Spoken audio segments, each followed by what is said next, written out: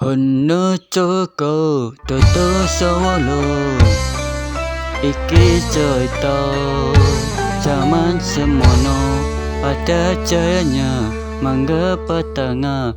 Iki cerita saka wong tuwa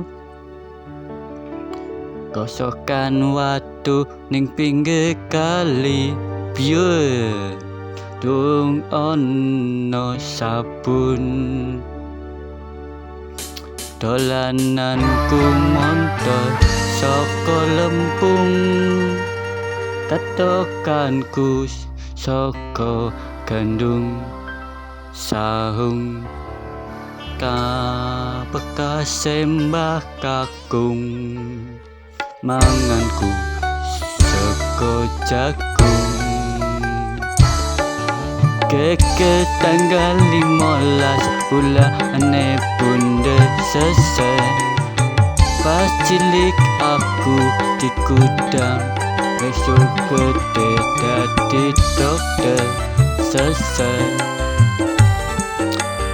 Tanggal 15 bulan bunda selesai, barang wis gede aku disuntik ku dokter. Gosokan watu ning pinggir kali biar dung ono sabun. Kelambiku saka gandum, katokanku saka sahung bekas sembah kakung, manganku saka jagung. Ono Joko Toto Solo iki cerita zaman semono mangga petanga.